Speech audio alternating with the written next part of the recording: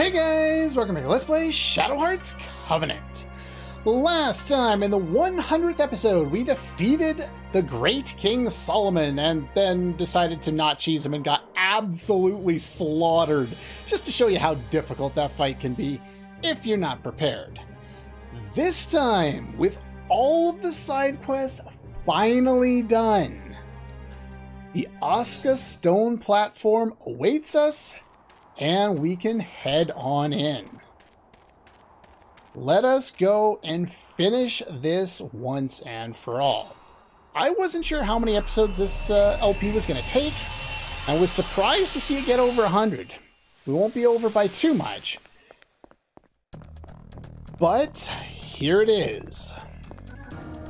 The final dungeon. What do you think?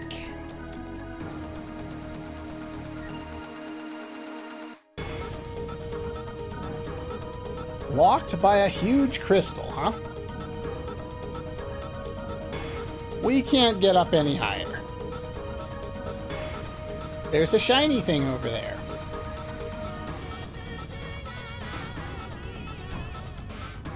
Alright, now, I'm not going to put my maps on. I do have maps for this area, and like maybe I'll flash it at the start of each episode or the start of each floor or something like that. But all my maps are basically the mini-map blown up, and I've inserted my own numbers on there, which, because the resolution of these images are so small, the numbers pixelated down to almost unrecognizably numbers. So basically, I'm going to just follow the directions that I've got listed here. As far as my equipment, I'm back to using my lowest level characters. Crucifixes would be a great idea here. The enemies around here can use many different status effects, including instant death, so be very aware of that. Thief earrings, the enemies around here can drop both extracts and rarely lottery tickets, if you still care about those. I'm going to use the pedometer because there's a lot of walking around here, and I would like to buy one final Ultra Belt. And I think I'm at about 5,000 steps now, so I'm hoping by the time I'm done almost everything here, we'll make one quick dip out, because we'll end up warping ourselves around, and eventually we'll be back on the main level anyway. So yeah, we're gonna probably go back and pick up that. And yeah, I'm just using the lowest level characters that I have right now. There is a save point there, which is nice. We want to head over to the little red spot because that's indicated of kind of what we need to do to proceed. But first, let's grab the one treasure chest that's currently available to us on this floor and show off some of these new guys. You surrounded them. Nice. All right, everybody combo up and let's take them down.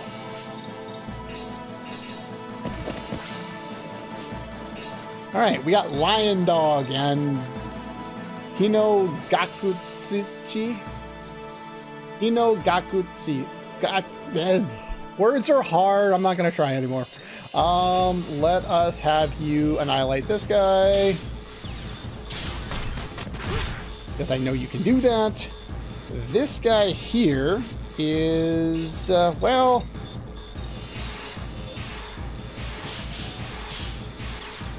he's got a lot of HP.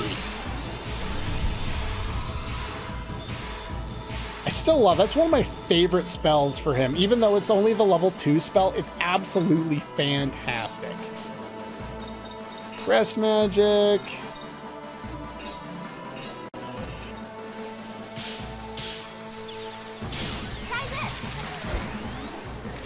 Well, that wasn't a really good demonstration of the enemies in here because they fell down, but there's that. Now we got Thera Roots for no damage victory against that particular formation. But that's fine. Oh, I never really went over this, but once we grab this treasure. Now the one kind of downside to the music in here, I'll say it now, it restarts after each fight. And because it restarts, you just hear the start of the track a lot, and I would have rather they kind of played it through like all the battles and everything, but they gave us a different battle theme instead. I'm not exactly sure why they did that. Where are my spider webs? Is that a piece of equipment? What is that? I don't even remember what that is. Okay, I'm dumb. I should have figured it out earlier. It's just another weapon for Geppetto there. A number of weapons, like second tier, second penultimate tier weapons can be found in here. Not that they really matter, since we should have everyone's ultimate weapon, I believe, by now anyway. We're missing 2 ultimate armors. They're both available in the final dungeon here, and we will get them. Alright, let us attack you without comboing up. Missed. And then we'll try and see what these enemies do.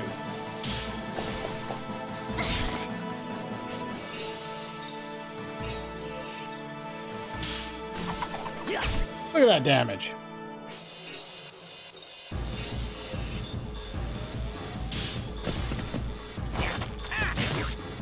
Alright. So yeah, tier 3 spells, some status effects are possible. What do you got? Not particularly interesting. I missed! How did I miss? I still killed him. Wow. Sad.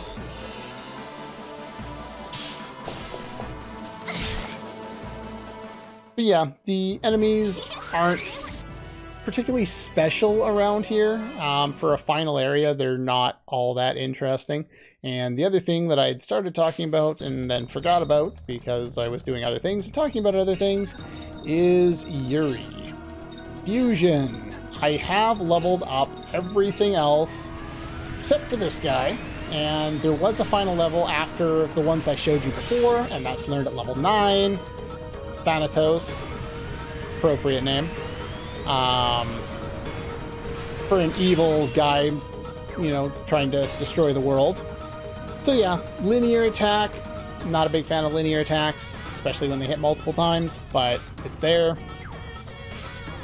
Alright, let's show off you. Pulse, 17 hits, anti-ground. It's a piercing type attack.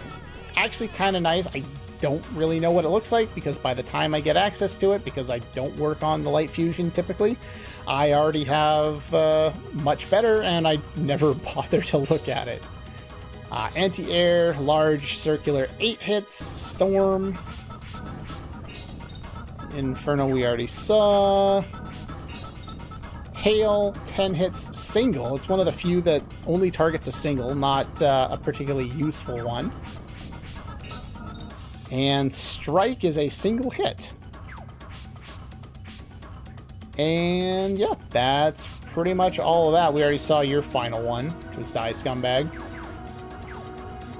So yeah, there's that. Let us backtrack on out of here. And we just need to get back to the middle circle here. Yeah, the mini-map in this area really is what helps you figure out where you're supposed to go. Oh, I can't go that way. So yeah, I had to go up here. I'm dumb! See, that's kind of the problem with the mini-map. On top of it being real helpful, it can also be very unhelpful. Especially if the game decides to cheese you like that. Let us defend on a first turn, see a little more of what these guys do.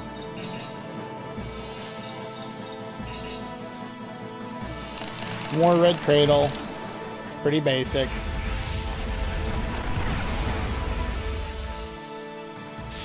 Deadly poison. More deadly poison. Luckily they're targeting someone with a crucifix. They can do some buffing for themselves if they really care. There's a lot of enemies in this fight. Yeah, that would do a lot more damage otherwise, but that's fine. Alright, Gale Spike. Gale Spark. I flinched early on the second step, and then my brain does not let me recover when I screw things up like that. Do you have Gathering? Whoa. It's actually kind of hard to hit because it comes out of nowhere. Anything that's really early like that's hard to hit. They don't give you time to adjust to what the speed is. Okay, here's a good bit of information. Bright Banish has 9 hits. This will be separated on all of the different enemies that you hit when you hit multiple enemies. It's really good against a single target, bad against group. Bright Crime has all 5 hits on all of the enemies in the group. It's much better. And these guys are dead.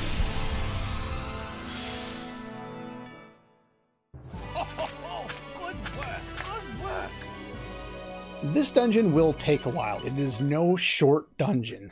There's a lot of walking and a lot of battles, and after we see a few of these battles, I'll start cutting a lot of stuff out. So the episodes probably won't end up being particularly long as we progress through here, but they will be long for me to record. You'll notice that we've walked over a couple symbols now that are each a different color. When we talk to this switch, it will unlock one of those circles, and that will take us to the next level.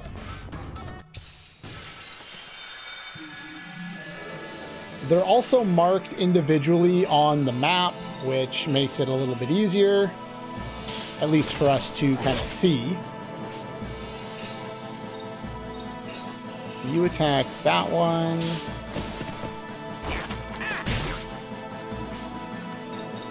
You can defend.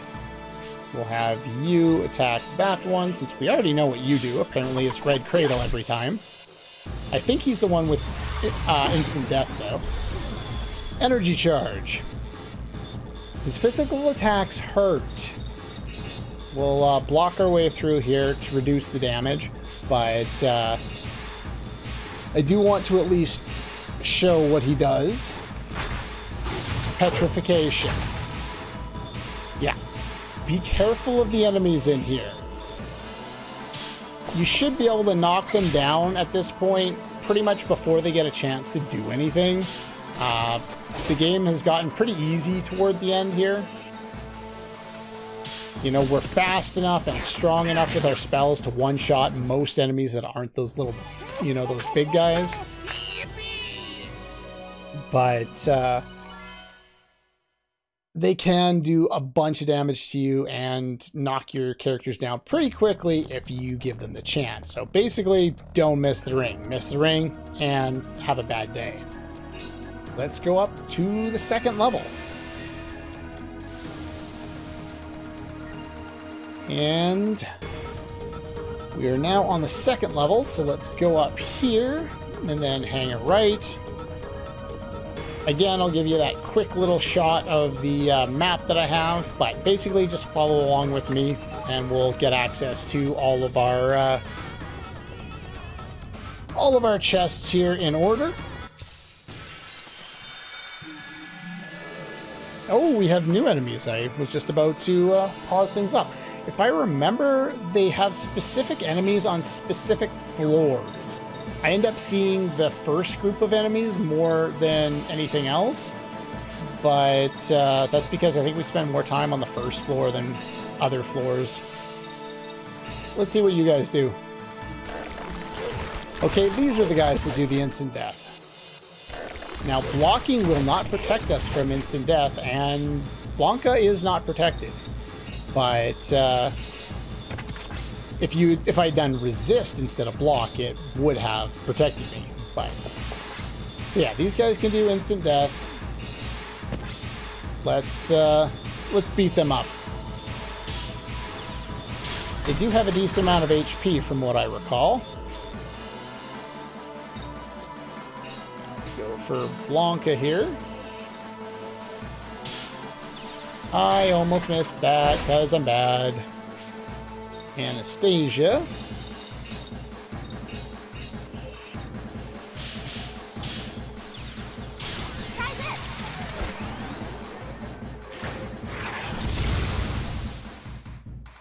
this is what I mean when I say you don't need to worry too much about the enemies as long as you don't miss the ring, because that would have killed the enemy. There's the instant death, which you got to be kind of prepared for. But yeah, basically, as long as you are, you know, not missing the ring and being stupid, you shouldn't have too many you know, bits of difficulty with the normal enemies in this area.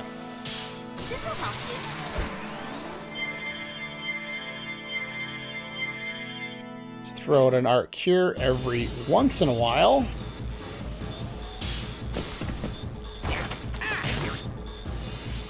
And have your physical attackers physically attack, and your mages use spells that they should be using anyway. They have so much MP now that there's no need to worry about, you know, running out of MP. Plus, we've got tents and, you know, extracts, and we can bring in Lucia to do, you know, some aromatherapy or some tarot cards. We'll probably bring her in to do some tarot cards a little later. So we're going to go up here.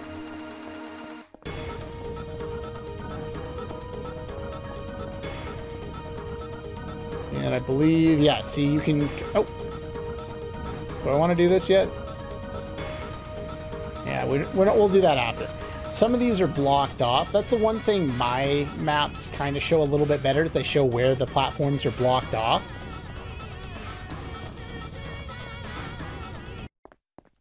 Alright, enough getting confused where I am on, you know, my map versus the mini-map. Let's go this way. And take the long trek around. I believe the background there is supposed to be the Judgment Ring, maybe? I could be wrong on that. I think that's what they're going for, though. Now that we've established kind of what this dungeon is and all that kind of stuff, there's not going to be a whole lot left to kind of directly talk about with regards to this area. We've kind of covered pretty much everything. There'll be a little bits here and there as we figure out how things go, but I may even include a little bit of backtracking off screen, but I'll try to only do it once you know, in situations where it's not going to make things more confusing. Dancer's Stars, her final ultimate armor. Take a quick look there. Sparkling with night sky stars. Cool. Well, ultimate armor for you. Alright, so we got that. There's one more treasure chest to get. And then we can kind of continue on.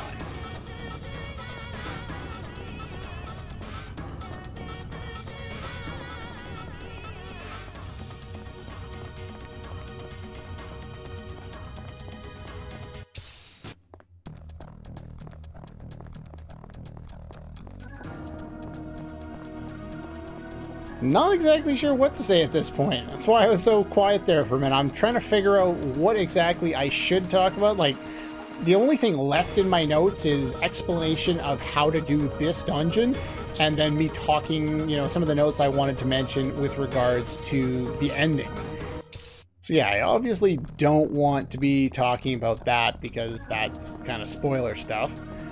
But I guess I can do kind of, not necessarily part of my review at the end of the game, but maybe do kind of a little more in-depth on what kind of some of my feelings are on certain things. I should have hit the thing already, I'm stupid. I did this last time too in my test run. And you'll understand what I mean by that when, well, in a minute here.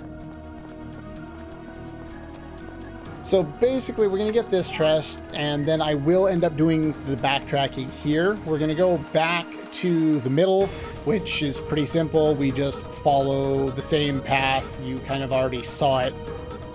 And now you'll see why I made a dumb. You can control this, and turning it allows you to get to the next level. You can only turn the ring on the floor that you're currently on.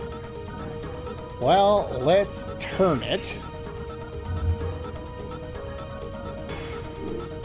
And we want to turn it to the green one, which is going to completely rotate the room. It didn't seem like a terrible dungeon up until now did it? And this is the reason why we should have waited, because, well, we should have done this earlier, because it would have changed all kind of the layout out, and we would have been able to go straight to the red one on the way to getting that last chest. However, the way I planned out and marked the chests on the map was before pressing any buttons, so that I would have like a state of reference where I would know. So moving things around, it just rotates the room. It doesn't make things typically all that more or less accessible yet, but it would have at least made things more confusing for me, having to turn things in my head. And, well, it's difficult enough trying to figure out where the hell I'm going as is, even with a map, so I'll take the extra little bit of time to avoid that. Anyway, that's pretty much all the time we have for today. We finished the first 2 floors. There are 2 more kind of big floors that we need to progress through, which we should be able to get out of the way next time. But yeah, that's pretty much all for today, and I'll see you guys next time.